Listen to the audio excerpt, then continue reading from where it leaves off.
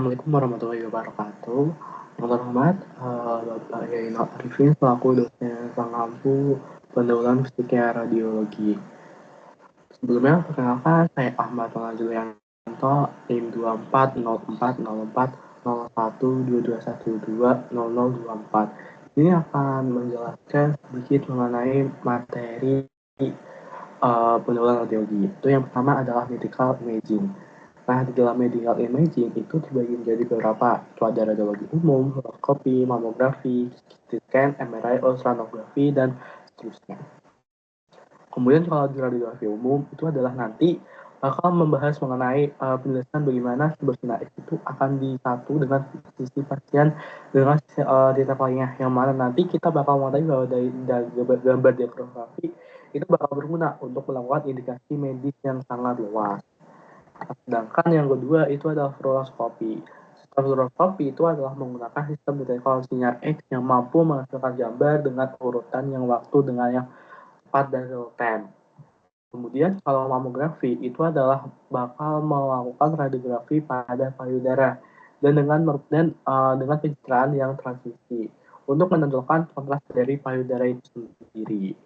Kemudian untuk CT scan itu adalah CT adalah teknik transmisi yang menghasilkan gambar irisan jaringan pada pasien yang mana menggunakan 3 dimensi. Kemudian kalau CT scan itu juga mengungkapkan detail anatomi yang luar biasa. Itu bisa pada tubuh, bisa pada abdomen, kemudian pada torak, kemudian uh, pada kranial dan seterusnya. Kemudian untuk magnetic resonansi atau MRI itu adalah untuk mengetahui bagaimana besar energinya. Proton pada pasien akan menyerap gelombang radio dan kemudian memancarkan kembali energi gelombang radio itu sendiri. Untuk ultrasonografi. Ultrasonografi itu kan berawal dari kata ultra ya, yang mana memiliki frekuensi yang tinggi. Nah, yang mana untuk menghasilkan gambar anatomi pada manusia. Nah, pulsa ini itu pendek untuk dihasilkan transduksi ultrasound. Kemudian untuk ultrasound itu adalah pemeriksaan medis yang bersifat non-invasive, yang mana nanti dia bakal memiliki jenisnya, itu mulai dari ada kalau USG Doppler, kemudian ada USG Doppler dan sebagainya. Nah, fungsinya adalah untuk mendiagnosis penyakit pembuluh darah.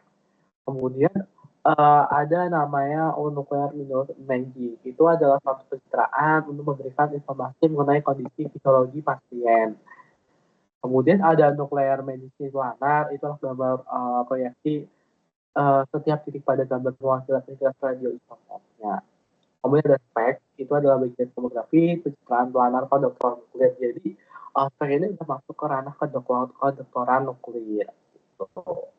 Kemudian ada PET, yang mana teknik pemeriksaan radiologi non-invasif yang menggunakan radiofarma untuk menggambarkan fungsi metabolisme molekuler tubuh secara 3 dimensi. Kemudian ada kombinasi matching modalitas atau penggabungan dari modalitas, itu adalah penggabungan dari SPECS dan PET, yang mana dengan sistem pengujian ini itu bakal memberikan definisi anatomi yang baik. Kemudian ada image property, itu adalah resolusi spasial. Resolusi spasial itu mengacu pada kemampuan untuk melihat detail kecil dan sistem pencitraan memiliki resolusi spasial yang lebih tinggi. Nah, ini untuk bagian yang pertama. Kemudian kita lanjut untuk yang kedua. Yang kedua adalah mengenai radiasi dan atom. Nah, definisi radiasi itu apa sih? Radiasi adalah energi yang bergerak pada materi. Yang mana dikategorikan menjadi ada dua, yaitu radiasi elektromagnetik dan radiasi partikel. Beda kalau radiasi elektromagnetik itu tidak memiliki massa dan tidak dipengaruhi oleh medan listrik. Dan partikel itu memiliki massa dan memiliki medan listrik. Kemudian ada dualitas gelombang partikel yang mana dualitas gelombang partikel itu sebenarnya pada di CD sama di ini. Yang mana kita tahu bahwa pada warna CD itu bakal menghasilkan gelombang cahaya yang berinteraksi pada partikel dari cahaya itu sendiri. Kemudian pada rantai percitraan dalam pengenalan nuklir itu dimulai dari saat sinar gamma yang dicegat oleh kolimator timbal agar berinteraksi dengan kristal. Gitu. Kemudian ada karakteristik gelombang, ini adalah secara umum gelombang transversal atau longitudinal yang mana gelombang apapun dapat bisa dicirikan mulai amplitudenya, kemudian panjang gelombangnya, periode, frekuensi, dan hubungannya. Kemudian ada karakteristik partikel, yang mana karakteristik partikel itu adalah paket-paket dari energi elektromagnetik yang terpisah sehingga disebut dengan foton. Foton itu diberikan dengan rumus adalah EHV atau Hc per lambda, di mana H itu persenta pelang. Yang mana energi foton ini itu dinyatakan dengan elektron volt. Nah, ini komponen dari elektromagnetik itu adalah ada medan listrik dan ada medan magnet. Ada partikel itu ada tiga, partikel dari alfa, beta, neutron. Yang mana alfa itu ada dua proton dan dua neutron, kemudian beta berarti elektron, dan neutron adalah partikel netral. Kemudian ada kesetaraan massa energi, yang mana massa energi itu adalah menggunakan teori dari Einstein ya, yang mana itu adalah mc kuadrat. Nah, aplikasi ini itu khususnya pada di fotoran nuklir itu adalah dipikirkan. Kemudian pada struktur atom, itu adalah atom adalah bagian terkecil dari suatu unsur yang identitasnya kimia itu tetap terjaga gitu. Nah, kemudian orbit dari elektron itu akan mengikat elektron, yang mana elektron ini itu akan saling berputar sehingga nanti bakal menghasilkan suatu orbital yang baru. Nah, ini apa namanya, contoh dari gambarannya itu adalah ketika energi itu bakal masuk ke tingkat yang rendah ke tingkat yang tinggi. Kulit keluarnya itu berbeda, jadi semakin banyak kulitnya maka elektronnya itu bakal semakin banyak.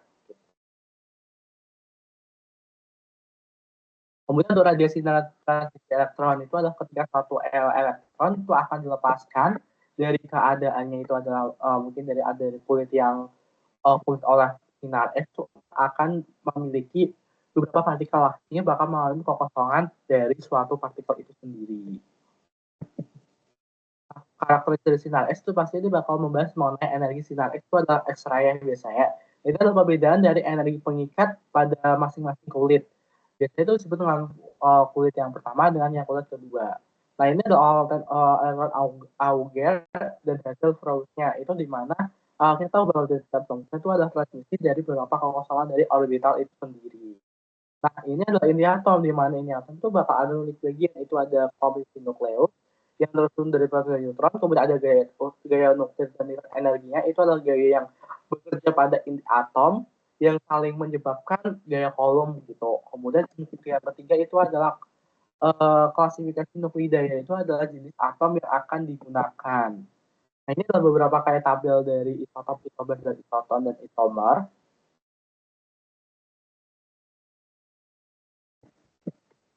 Nah, kemudian untuk stabilitas nuklir radioaktif itu adalah kita bakal mengetahui bahwa jumlah dari proton itu berapa. Jadi semakin tinggi itu maka semakin besar nilai dari energinya. Nah, kemudian stabilitas dari nuklir dan radioaktif itu adalah elektron konversi internal itu akan memiliki deaktivitas nuklir yang selalu menghasilkan emisi sinar gamma. Ini adalah energi pengikat nuklir dan cacat maca yang mana itu bakal saling berkaitan. Nah, fisi dan fisi nuklir itu adalah fisi itu bakal menjadi dua bagian, sedangkan fisi itu bakal membagi menjadi satu. Nah, ini untuk pengantar mengenai materi atom dan radiasi, kita bakal lanjut ke yang berikutnya, interaksi radiasi dengan materi. Nah, kita bakal membahas mengenai interaksi partikel, interaksi sinar X dan sinar gamma. Nah, interaksi partikel itu apa sih? Interaksi partikel itu adalah interaksi pengion termasuk partikel yang bermuatan seperti alfa, proton, dan beta. Nah, sedangkan partikel bermuatan berat itu seperti elektron dan positron.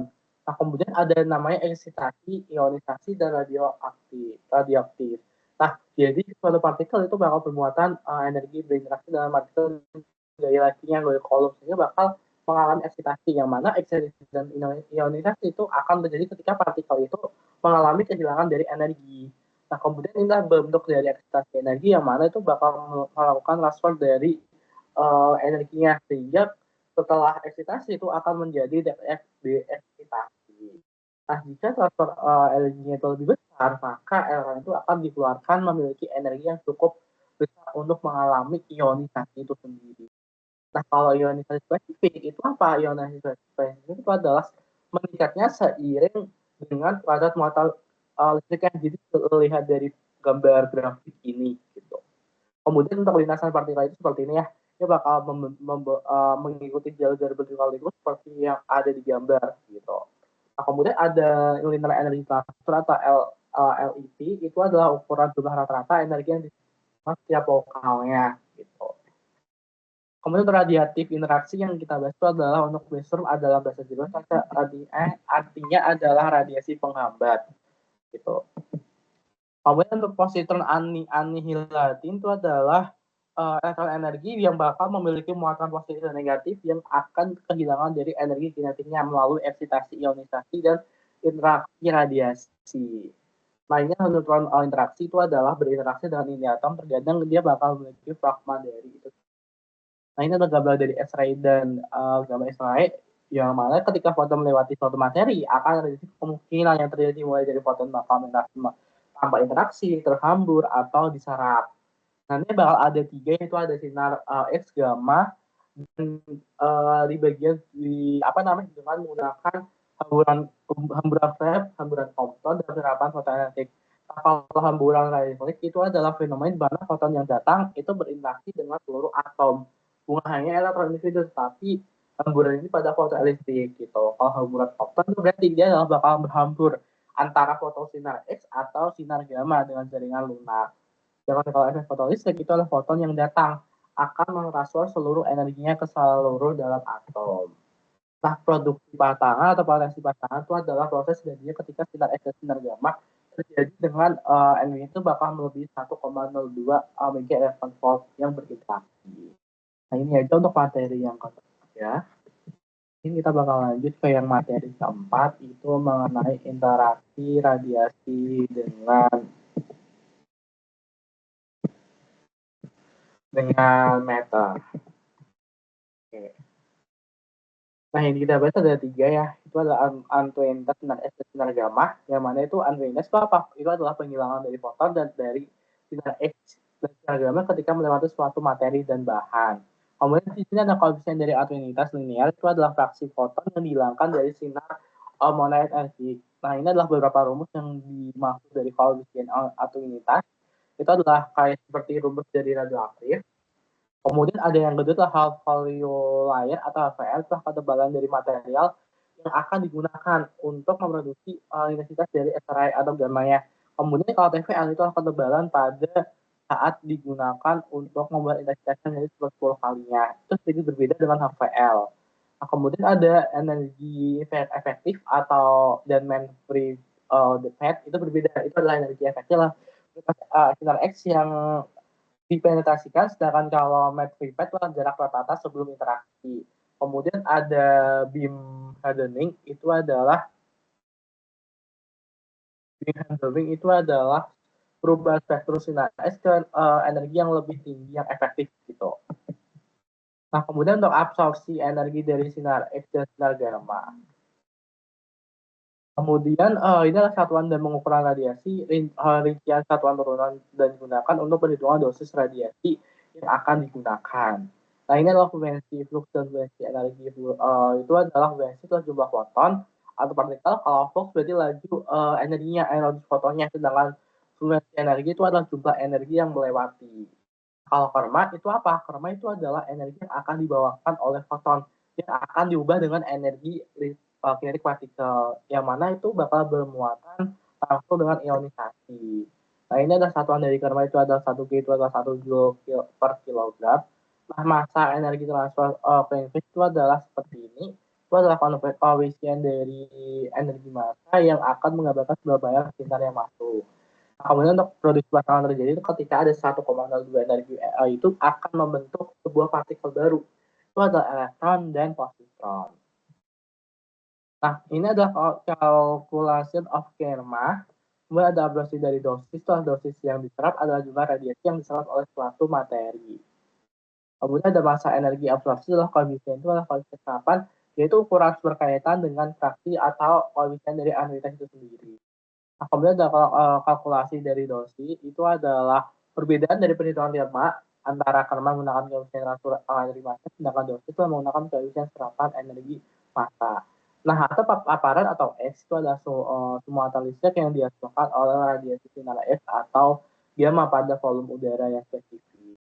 Nah, kemudian ada energi dosis ekuivalen, itu adalah ini adalah dosis banyaknya yang dipakai ada informasi dosis, masak, informasi dosis ya beberapa yang bakal dipakai itu itu aja sih.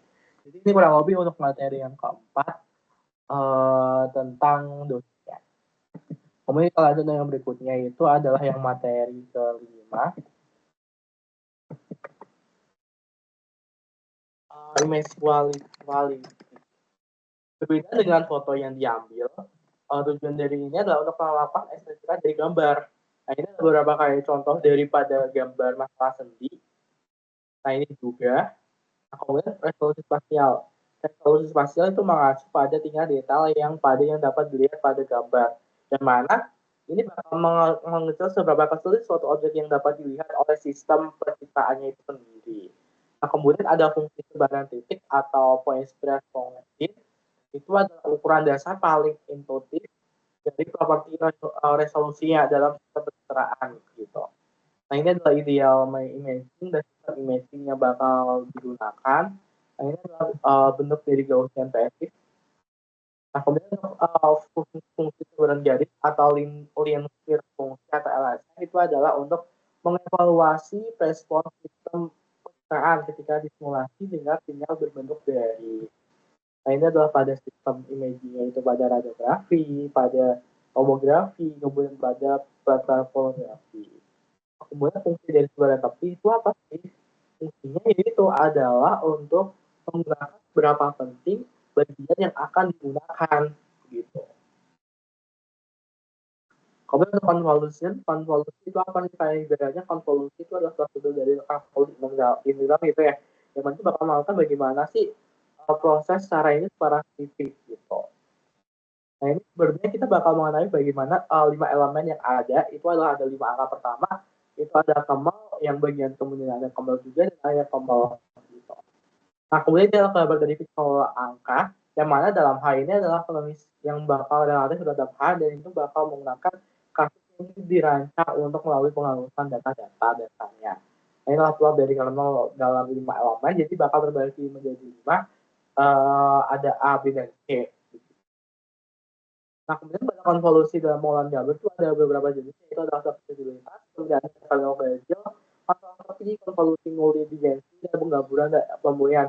Nah, dalam memiliki gambar ini itu kita bakal mengetahui bagaimana penggambaran, manajemen deteksi lain, tapi yang lainnya. Jadi kita bakal mengetahui bagaimana masalah yang akan terjadi di dalam gambar ini sendiri. Nah, ini sama dari kernel 2 dimensi yang mana pada berbagai konvolusi yang artinya bakal gambar B dan gambar A itu adalah versi yang dihaluskan. Nah, kemudian hubungan antara fungsi penyebaran itu apa? Itu nanti kita bakal mendapatkan suatu fungsi yang mana itu fungsi dari satu dimensi, yang mana kita bakal melihat dari integral ini gitu. Nah ini juga bentuk dari konvolusinya. Nah, kita bakal membahas mengenai mekanisme fisik penggamburan. Itu banyak faktor sih yang bakal terjadi ketika penggambaran itu terjadi. Itu adalah di fokus ketika penebalan itu layar kombinasi dan proses layar ketika dia bakal mengalami blurring. Nah ini mekanisme fisik penggamburan yang akan terjadi. Nah, mungkin ini aja untuk yang materi kelima. Kemudian kita lanjut ke yang materi keenam. Materi keenam itu adalah tentang imaging quality. Nah ini ada beberapa materi yang topik yang bakal nanti kita bahas. Frekuensi domain itu apa sih? Dalam alat kedokteran medik, domain frekuensi merupakan yang berguna untuk pengungkapan resolusi sistem. Dan pada dasarnya domain ini frekuensi itu berhubungan dengan frekuensi spasial untuk menggambarkan ring detail gambar berubah per unit panjang. Nah ini adalah deret Fourier yang bakal nanti kita pakai. Ini seperti di fisika matematika. Nah ini juga transformasi Fourier yang mungkin pernah kita singgung juga itu adalah algoritma dengan simbolnya itu adalah G. Kemudian ada inverse Fourier juga. Nah konsepnya pada modulasi MTF itu adalah salah satu konsep yang digunakan untuk mengukur kemampuan sistem pencitraan mengatasi detail dari gambar itu sendiri. Nah ini adalah fungsi dari MTF itu ada beberapa kayak konsepnya. Itu adalah yang di gambar A itu akan sedikit berbeda dengan gambar dengan B gitu. Nah kemudian kalau untuk fungsi transfer modulasi MTF itu adalah penguas interaktif itu adalah kemungkinan mensimulasi sistem detektornya. Gitu. Nah, ini adalah batas dari resolusi itu adalah melintas itu sebesar level 10% atau level lain yang telah disepakati. Nah, inilah fungsi transmodulasi itu adalah frekuensi Nyquist atau VN. Itu adalah frekuensi spasial maksimum yang dideteksi oleh sistem pencitraan tanpa terjadi alisasi. Nah, ini adalah gambar dari transfer MTV. Itu yang gambar A menunjukkan dan gambar A dan gambar B itu menunjukkan ilustrasi konsep alisasi bagaimana frekuensi lebih tinggi. Nah, kemudian ada fungsi transmodulasi MTV, kemudian fungsi resonance itu adalah fungsi dari gambar yang bakal dipakai. Kemudian ada fungsi resonance itu juga mengetahui berapa besar energinya. Kemudian ada pengukuran resolusi dengan template, itu adalah gambar spasialnya, resolusi spasialnya yang bakal kita pakai dengan linear Pareto atom. Kemudian ada resolusi kontras yang mengacu pada kemampuan untuk mendeteksi perubahan sangat halus, skala abu-abu, dan membedakan dari noise pada gambar.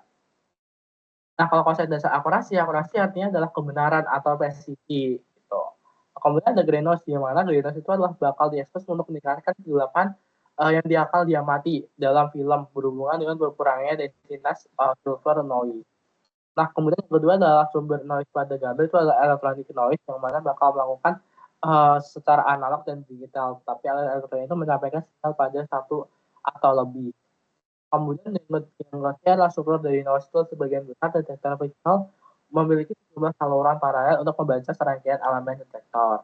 Kemudian ada anatomical noise yang mana itu gabungan dari pola gambar yang akan dihasilkan.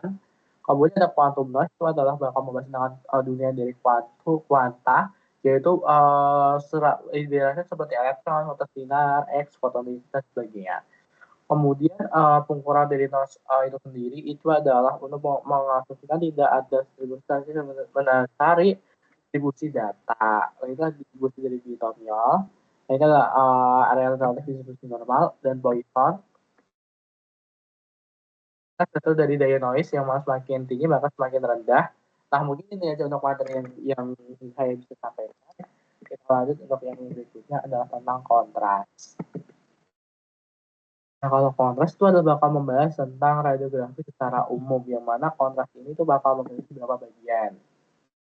Nah, itu adalah yang pertama adalah faktor intrinsik, itu adalah komponen kontras yang berhubungan dengan perubahan anatomi sama fungsional, sedangkan kalau ekstriksi itu berawal dari kontras protokol akusi atau gambar. Nah, ini adalah proses dari detektor yang pada itu bakal sinyal dari input sumber X itu bakal melempar ke sinyal pada sumber Y. Nah, kontras dari yang ditampilkan itu bakal memiliki kontras yang akan ditampilkan dan mayoritasnya itu bakal menggunakan angka bit mulai dari 10, 12, dan 14. Masing-masing itu adalah 1,024. Kemudian adalah gambar digital yang direferensikan sebagai matris skala abu-abu dalam memori komputer. Nah, ini adalah gambar dari original imaging-nya. Nah, rasio dari kontras terhadap kebisingan itu bakal disimbolkan dengan CNR. Nah, CNR sendiri itu apa? CNR adalah banyak dari media menggambarkan amplitudo sinyal relatif terhadap noise sekitar dalam satu gambar, dan ini khususnya berguna untuk objek yang sederhana.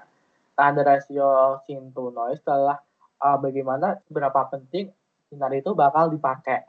Nah, inilah CNR yang dalam rumusnya yang bakal digunakan. Nah, SNR tadi yang salah satu metric yang paling berarti yang menggambarkan konsistensi suatu objek. Nah, mungkin ini aja untuk yang paling ini yang di sini. Kemudian kita lanjut yang berikutnya.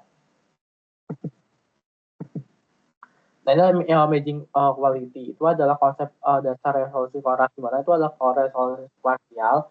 Itu adalah kemampuan untuk pencitraan yang membedakan antara dua objek yang berdekatan, dan resolusi kontras itu mengacu pada kemampuan sistem untuk membedakan objek dari latar belakang. Hubungan itu ada dua, hubungan gambar resolusi spasial dan kontras bersama-sama menentukan seberapa baik detailnya kayak gitu. Nah, ini adalah sinyal dari resolusi konus itu adalah perbandingan antara sinyal objek yang kita inginkan dengan yang lainnya, yang mana ada kriteria daerah setelah menyatakan bahwa sinar SN itu lebih dari 5 objek biasanya akan terlihat oleh pengamat. Nah, ini adalah diagram dari secara detail, yang mana kalau definisi dari diagram kontras atau CJ telah berorganisasi untuk memfilosofasi berapa baik suatu sistem yang akan menangkap detail dalam berbagai sistem kontras.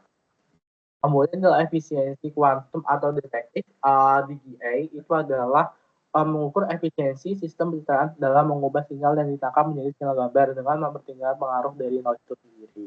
Nah, kemudian untuk kurva karakteristik atau operasional penerima itu adalah kualitas gambar yang dapat diukur dengan menggunakan sejumlah metrik yang telah dibahas di atas. Namun pada akhirnya kualitas nanti itu bakal berkaitan dengan gaya gambar itu sendiri. Nah, ini adalah kurva dari operasional penerima itu ada TN, VN, PP, dan TP. Nah, kemudian untuk kurva karakteristik operasional penerima itu adalah pada sebagian besar aplikasi radio kriteria keputusan bukan hanya sebagai fitur atau angka, tetapi untuk melebihi tentang bagaimana faktor yang kadang-kadang disebut dengan gestalit. Nah, ini kurva yang tadi yang kita sebut bahas itu adalah ada TP, TN, kemudian VP, dan VN itu bakal dipakai dengan beberapa rumus yang ini. Kemudian untuk kurvanya itu ada semakin tinggi dan peluang itu semakin baik. Yang mana itu adalah tebakannya yang bakal kita pakai. Nah, ini juga kurva dari erosi itu adalah distribusi kinerja pengamat yang tertentu pada tugas yang mana bakal memiliki kurva erosi sendiri. Nah, ini juga tadi yang hampir sama. Namun itu aja untuk materi di sini. Kita lanjut yang berikutnya. Selanjutnya kita bakal membahas tentang medical imaging informasi. Nah, menurutnya adalah pencarian medis itu apa sih? Pencarian medis itu adalah bidang sains yang mana itu multidisiplin yang bakal membahas mengenai penyimpanan, pemrosesan, tampilan, presisi untuk melakukan dalam bidang kedokteran. Nah, kemudian ada representasi dari data analog dan digital. Nah, data perangkat kita itu bakal memiliki fungsi secara inheren yang bakal menghasilkan data analog selama bertahun-tahun informasi dalam medis pencarian medis. Contohnya apa? Contohnya adalah fluoroskop, kemudian kamera, kilau kedokteran, nuklir, dan sistem pencitraan ultrasound. Nah, kemudian berbeda dari data analog dan digital, apa sih data analog? Adalah data bentuk analog, yang mana informasinya itu bakal kontinu, yang mana memiliki nilai yang tak terbatas atau di antara bawah dan atas. Nah, kemudian sebagian dari besar sinyal analog itu bakal memiliki nilai yang di atas setiap waktu. Nah, sedangkan dari data digital itu adalah informasinya itu bakal berubah oleh angka atau huruf, yang mana itu diwakili oleh urutan digit. Sebagian besar sinyal digital ini bakal bersifat biner, yang mana hanya dua nilai digit aja yang diizinkan atau lebih dari nilai digit. Nah, biasanya disebut dengan bit gitu. Nah, inilah citra dari radiologi digital. Itu citra digital. Itu adalah susunan elemen gambar yang disebut digital. Setiap pixel itu bakal direpresentasikan oleh satu angka dan citra yang dapat direpresentasikan sebagai manis dari angka tersebut, sehingga setiap pixel itu memiliki satuan dengan fokus. Kemudian modalitas pencerahan itu bakal melebihi dari banyaknya gambar pixel per gambar. Gitu. Nah, kemudian ini adalah citra dari radiologi digital. Itu adalah jumlah terbesar dalam sistem yang disimpan dalam satu pixel, yang mana ditentukan oleh jumlah bit atau byte. Itu yang digunakan oleh sebuah simbol. Jadi satu byte itu adalah 8 bit, itu digunakan untuk jumlah maksimal yang dapat disimpan ada 256 atau 255. Jika 2 byte atau 18 bit itu digunakan, maka jumlah maksimalnya adalah 65535. Nah, USD biasanya bakal memerlukan 6 atau 7 bit. Nah, sehingga 8 bit umumnya digunakan untuk setiap pixel. Nah, CT scan atau sinar X itu memiliki resolusi kotak yang lebih tinggi dan 12 bit diperlukan untuk mewakili rentang penuh dari energi CT. Nah, inilah jumlah dari total bit pada citra digital itu menggambarkan jumlah pixel dalam gambar yang dikalikan oleh jumlah bit per pixel. Kemudian ada ukuran dari pixel itu sendiri, itu dia bakal membahas mengenai hitungnya itu dengan membagi jarak antara dua titik pada tiga tadi bakal memiliki antara gambar yang sama. Nah, ini dikira dari komputer. Jadi pada komputer di awal diperkenalkan dalam pencitraan medis pada awal 1970-an. Itu adalah komputer utama disebabkan oleh kecepatannya yang lebih tinggi, sehingga dapat menyimpan energi informasi yang lebih besar. Jadi sistem operasi komputer itu bakal memiliki banyak tugas atau penataan seperti penyimpanan dari informasi, cakram, peta magnetik, sehingga komputer sendiri itu bakal digunakan karena tadi dia bakal memiliki efisiensi yang lebih efektif karena dia bakal menyimpan data-data yang lebih besar gitu.